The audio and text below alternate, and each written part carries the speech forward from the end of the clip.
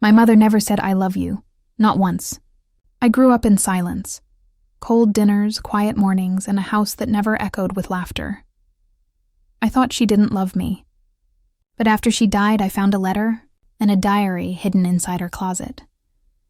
The first line said, "If you're reading this, I'm probably gone." But I was never far, and that's when I realized, sometimes, love speaks loudest in silence. I was born in a small town outside Portland, Oregon, a place where the fog never lifted and everyone knew each other's names. When I was 6, my father died in a car accident. It was raining that night. After the funeral, my mother changed. She didn't cry, didn't talk, didn't even say his name again. She just packed up his clothes, folded them neatly, and locked them in a wooden trunk in the attic. I remember asking, "Where did Daddy go?" She placed her hand over my chest and said, "He's far away, but he's still here." At the time, I thought she was comforting me. Now I know she was comforting herself. After that, silence filled our house. There was no music, no laughter, no warmth, just the hum of the refrigerator and the soft ticking of the kitchen clock. Mom would wake up early, make coffee, listen to the morning news, then leave for work. At night, she cooked, cleaned, paid bills, and went to bed without saying a word. No hugs. No, "How was your day?" No, "Good night, sweetheart." When I was little, I used to envy other kids. Their moms waited for them outside school with open arms, packed lunches with heart stickers, told them they were loved every single day. My mom, she'd hand me my report card and say, "Good, keep it up." That was her version of love. And I hated it. I started working harder, top of my class, spelling bee champion, honor roll, scholarships. But no matter what I did, her reaction was the same. I know. That's good. No smile, no pride. Just words that felt empty. So I stopped trying to impress her, and I started counting the days until I could leave. When I turned 16, I finally asked her, "Why don't you ever say you love me?" She froze, her back still to me, hands in the dishwater. Then, without turning around, she said, "Because words don't mean anything. Actions do." I remember shouting back, "Then what actions?" "You don't do anything!" She didn't yell. She didn't even raise her voice. She just said quietly, "You'll understand someday." But I didn't want to understand. I wanted a mother who hugged me when I cried, who told me I mattered. Instead, I got silence. A cold, polite, suffocating silence that filled every room we shared. From that day on, I started to mirror her. If she didn't talk, neither did I. If she shut down, I shut down harder. 2 women, one older, one younger, living under the same roof but worlds apart. The night before I left for college, I packed my suitcase quietly, afraid she'd stop me. She stood at the doorway, holding a mug of coffee, watching me zip up my bag. "Are you really going?" she asked. "Yeah," I said. "I think it's time." She nodded once. "Seattle's colder than here. Bring a warm coat," that was all. No hug, no tears, just a door closing behind me, and the sound of my own heart breaking in the silence she left behind. I moved to Seattle on a gray March morning. The city smelled like coffee and rain, and everything felt new. A skyline of strangers, buses sighing in the drizzle, and a freedom I had dreamed about since I was a kid. The apartment I rented was small, barely more than a shoebox. White walls, creaky floors, one window that looked out over a parking lot, but it was mine. No ticking clock, no quiet dinners, no mother's shadow, just me. For the first few weeks I felt weightless. I could stay out late, eat cereal for dinner, and nobody would tell me to be careful. I told myself this was what happiness looked like. Freedom, independence, silence that belonged to me. But silence has a strange way of changing shape. At first it feels peaceful. Then, if you listen too long, it starts to sound like loneliness. I studied during the day and worked nights at a small coffee shop downtown. The owner, Martha, was an older woman with silver hair and a deep, steady voice. She reminded me of someone I didn't want to think about. Every evening as we cleaned up, she'd ask, "Have you called your mom lately?" I'd force a smile and say, "We don't really talk." She'd just nod, not pushing further. But her question would linger long after I'd locked the door. It sat in my chest like a small, sharp stone. The truth was, I thought about my mom all the time. When I saw women her age buying groceries, when I smelled lavender, her favorite scent, when I saw a mother brushing her child's hair in the park, and every time I thought about calling her, something in me froze. I didn't know what scared me more, that she wouldn't answer, or that she would, and still sound just as cold. One night, I got sick, really sick, a fever that made the walls tilt, a loneliness so heavy it felt physical. I sat on the floor with my phone in hand, my thumb hovering over the word, Mom. All I had to do was tap, just one call, but I didn't, I couldn't. Because what if she said, take your medicine, and hung up? What if she didn't care at all? So instead, I put the phone down and cried until I fell asleep. And in the middle of that feverish night, I swear I heard her voice, soft, distant, familiar. Did you eat, Emily? I woke up gasping, the room empty except for the sound of rain against the window. Maybe it was a dream, maybe it was guilt. But for the first time in years, her voice didn't sound cold. It sounded worried. Life in Seattle went on. Work, study, repeat. I became the kind of person who smiled at coworkers and went home to microwave dinners and podcasts. I got good at pretending I didn't care, but sometimes when the rain hit the glass just right, I'd feel it again. That dull ache behind my ribs. Then one evening, I came home from work and found a small brown package sitting outside my door. No name, no return address, just my apartment number scribbled in black ink. Inside was a gray knitted scarf, the kind of pattern my mother used to make. No note, no explanation, just that scarf, folded neatly and smelling faintly of lavender. I sat on the floor, holding it in my lap. The yarn was soft and warm, and when I pressed it to my face, it felt like a memory. I didn't cry. I just sat there for a long time, listening to the rain and trying not to imagine her hands weaving every thread. After that, something changed. Every time it rained, and in Seattle that means every day, I found myself looking out the window, half expecting to see her standing on the street, watching me from a distance, as if she couldn't help but check whether I was warm. I told myself it was stupid, that she probably found my address online, that she sent the scarf out of guilt, not love.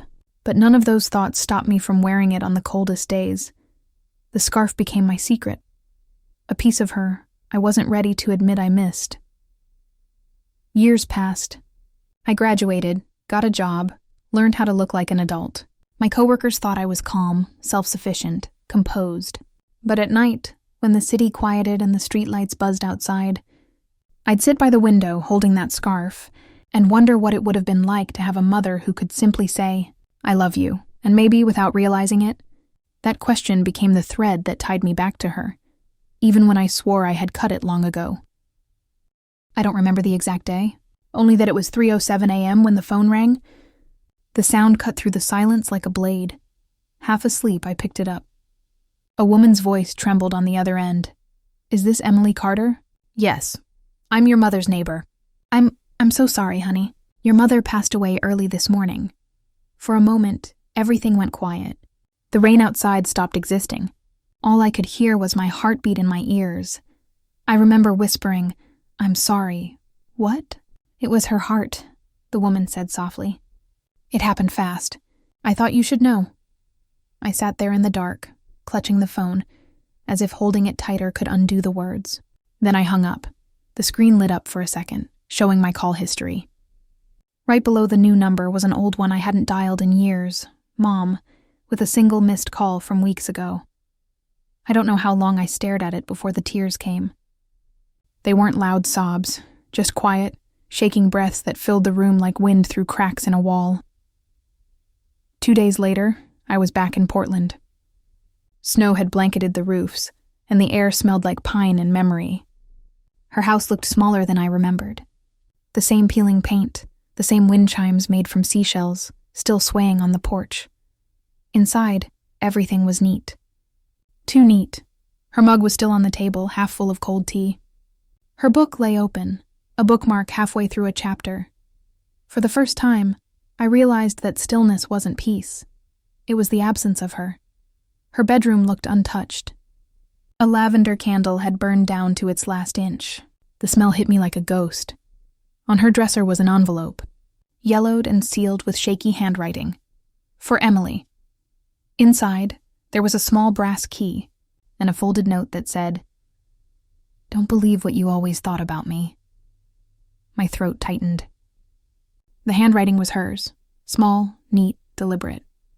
I looked around, not knowing what the key was for, until I remembered the old wooden trunk in her closet. The lock clicked open easily, like it had been waiting. Inside was a leather-bound notebook, edges worn, pages yellowed. On the cover, in faded ink, it read, "My diary." I sat on the floor, the key still warm in my hand, and opened it. The first page began with words that made my heart stop. "I know you're angry, Emily. I know you think I'm cold. But silence was the only way I knew how to protect you." I dropped the book. For a long time I just sat there staring at it. Half of me wanted to close it forever. The other half needed to read every word. Finally, I picked it up again and began to learn who my mother really was. I read until the sun came up. The lamp cast a soft gold light over her handwriting, the same patient, loops she used to sign school forms and grocery lists. The first entry was written the week my father died. Emily asked where her dad went. I told her he's far away but still here. She stopped crying and went to bed hugging his sweater. I waited until she fell asleep before I let myself cry. Another entry, months later. Every night I stand by her door, just to make sure she's breathing. I can't let her see me cry. She needs strength, not another broken parent. I close my eyes. All those nights I thought she was indifferent. She had been sitting outside my door, listening. I turned the page. When she got her first bad grade, she hid it under her bed. I found it while cleaning and pretended not to. I wanted to tell her it was okay. Instead, I told her to try harder. God, I hate myself for that. Tears blurred the ink. Her words were so painfully human. Not the stoic, unshakable woman I thought I knew, but someone who loved too much and didn't know how to show it. Then came the entry from the night I left home. Emily left tonight. She didn't look back. I sat on the porch until sunrise just in case she did. When the sky turned pink, I realized she wouldn't. I finished knitting the gray scarf. I'll send it before Christmas. I covered my mouth with my hand. That scarf. The one that arrived in Seattle with no name, no note. It was her. It was always her. The later entries grew shakier, shorter. I check my phone every night. I open her number, then close it. I don't know what to say. How do you tell someone you love them when you've never learned how? Another one. The doctor says my heart is weak. I don't want her to find out. I want her to remember me strong. If she ever comes back, she'll find this diary and know the truth. I wasn't cold. I was afraid. And I loved her more than she'll ever know. The last page trembled, the ink smudged by tears. Hers, maybe. If you're reading this, Emily, I hope you've already forgiven me. I couldn't breathe. Every word felt like a thread pulling me back to her, back through years of silence and distance. For the first time, I didn't see my mother as the woman who withheld love, but as the woman who never learned how to give it out loud. The snow outside the window began to fall heavier. I closed the diary and held it to my chest. For a long time, I just sat there, listening to the soft ticking of the clock, the same sound that used to make the house feel empty. Now it just felt full. I stayed in Portland for a week after the funeral, not because I had to, but because I didn't want to leave her again. The house was quiet, but it no longer felt lonely. It felt like she was everywhere, in the smell of lavender, in the sunlight on the floorboards, in the coffee mug still resting by the sink. Each morning I brewed coffee the way she used to. When the first sip burned my tongue, I whispered, "Good morning, Mom." No answer, of course, but I liked to imagine she heard it. One afternoon, I found a half-empty jar of strawberry jam in the fridge. A little note stuck to the lid said in her handwriting, "The berries were perfect this year." I laughed through the tears. It was such a her thing to do, to leave behind something so ordinary, yet somehow it felt like goodbye. That night, I took her diary out to the porch. The air was cool and still. I read the last few pages again, and this time, I didn't cry. I just listened, as if she were sitting next to me, finally telling me everything she couldn't before. I realized then that love isn't always loud or gentle. Sometimes it's messy. Sometimes it hides behind habits and half-said words. Sometimes it sounds like a mother saying, "Seattle's colder. Take a coat." And maybe that was her way of saying I love you. Before I left Portland, I left the diary on the kitchen table, next to her mug and the jar of jam. It belonged there. It was hers, even if the words now lived in me. Driving away, I looked in the rearview mirror. For a second, I swore I saw her standing by the window, not waving, not crying, just smiling.